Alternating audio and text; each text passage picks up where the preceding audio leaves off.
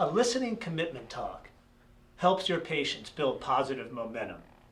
Commitment talk is reflected in I will statements. And these statements should include specifics as to where, when, and how the change will occur. It's also helpful if your patients develop SMART goals. SMART goals are specific, measurable, attainable, realistic, and timely. Doing this will increase their likelihood for success. Remember, the timing is critical. Ignoring a patient's readiness for change and seeking a commitment can often have the opposite effect. Now let's look at a demonstration where the patient is already speaking positively about change and the provider elicits a specific commitment.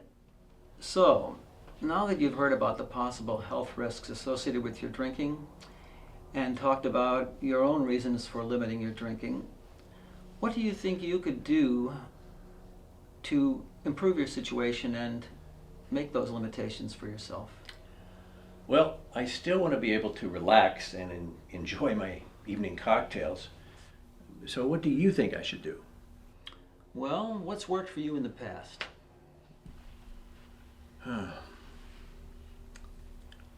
If I have 2 a day, but not every day, that should do it, right?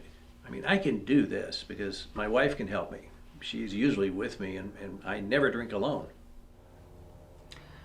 I want to support you and help you make this change by putting a note in your chart and discussing your progress the next time we meet. So if you don't mind, can you state again the plan for how, when, and where you will start limiting your drinking so that we'll have it entered and measure it clearly? Okay, how's this? I will only have 2 drinks a night at cocktail hour, which is at my house starts after 5. And I will only drink more than that on, say, a special occasion.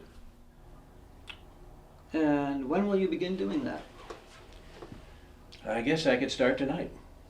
Great. I'll enter the information clearly in your chart and look forward to hearing how your progress is going and other ways that you find to relax, like golfing, for the next time we meet. In the previous interaction, the provider emphasizes the patient's personal control and then elicits a specific commitment for a SMART plan. He then records it in the chart so that progress can be measured. This collaborative understanding and stated commitment increase the likelihood for success and action. Now let's look at a scene where the provider misses opportunities to elicit commitment. So, now that you've heard about some of the possible health consequences associated with your drinking and talked about your own reasons for cutting back, what do you think you could do between now and our next appointment to limit the way you drink?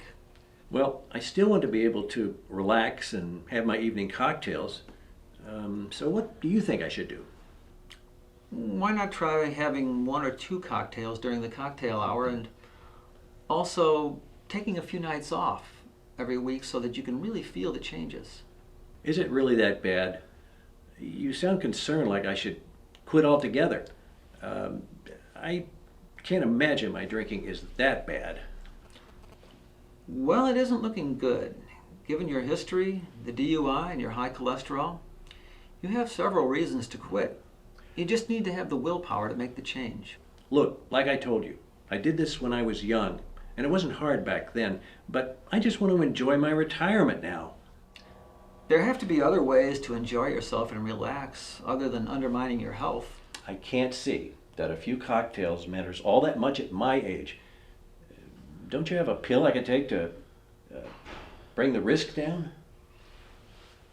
In the previous interaction, the patient clearly begins by stating all the reasons to stay the same and then turns to the provider for advice. The provider takes the bait and gives advice, shifting the focus away from the patient's internal motivation for change.